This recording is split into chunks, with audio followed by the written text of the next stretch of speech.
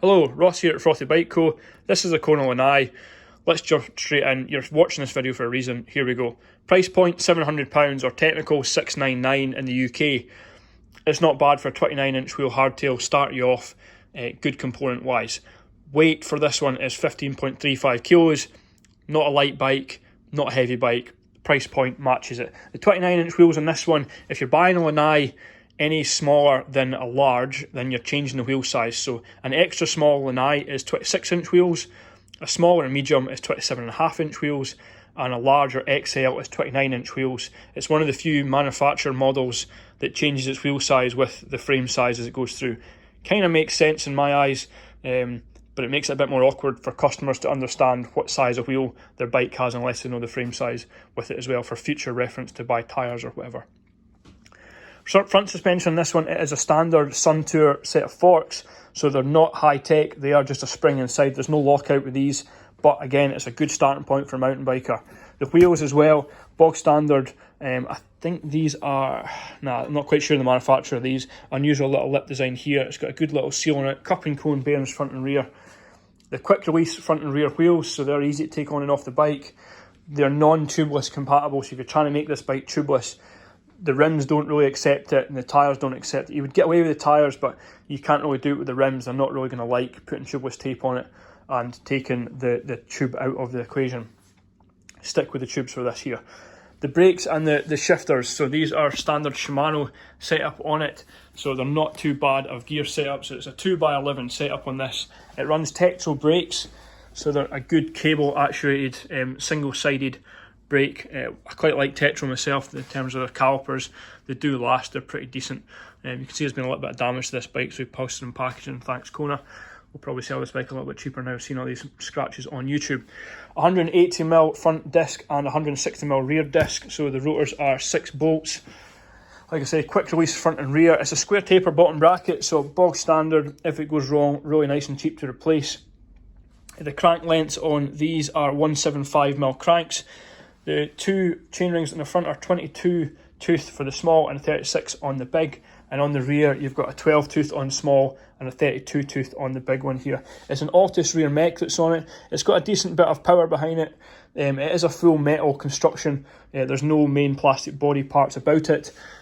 So in my eyes, it's a longer lasting rear mech than some of your your Tourney, Shimano Tourney model rear mechs. Are a lot more plasticky and fall apart.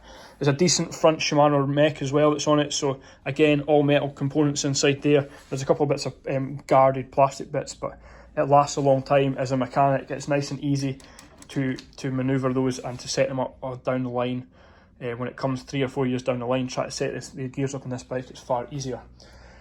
Like I say, this is the XL model, and with the XL, you can still, with all these Lanai models actually, you can run a dropper seat post cable through it. So there's a hole and the down tube here, a hole back out here, and then there's another hole grommet here that's got a rubber grommet bung in it just now.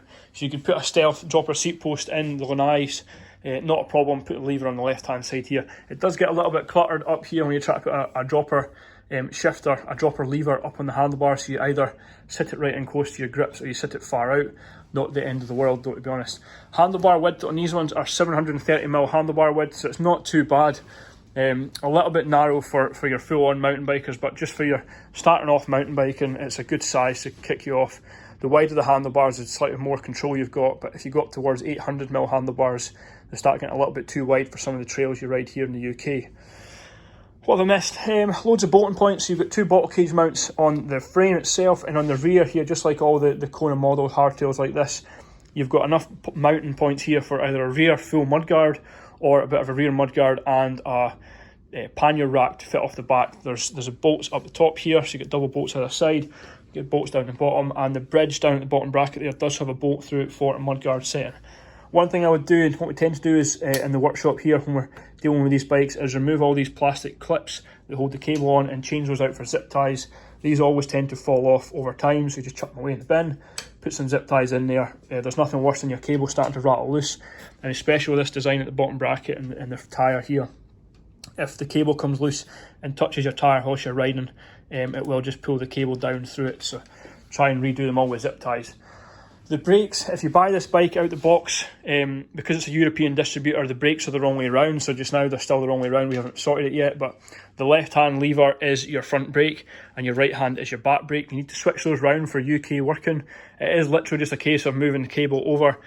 There's plenty of YouTube videos. I'm sure somebody will cover how to switch these over. I'm not going to cover it in this video. If you want me to show you, I can either private DM you or send you a video through WhatsApp and show you how to flip them over. If you buy it from a reputable online seller or buy it face-to-face from a local bike shop, they'll do that for you. This is the wrong way for UK setup unless specifically requested by a customer. I would never send a bike out with this kind of setup on it. It does always come with all the reflectors on it, and there would be a bell and front and rear reflector still to be fitted to this to roll out the shop door, but for display purposes it comes out the box without them. For us, we sit them on the shelf the way it looks just now. Hope I've covered everything, folks. The forks are tapered forks, so if you did really enjoy this bike and you wanted to upgrade the forks, you can upgrade them quite easily. They are standard tapered front forks.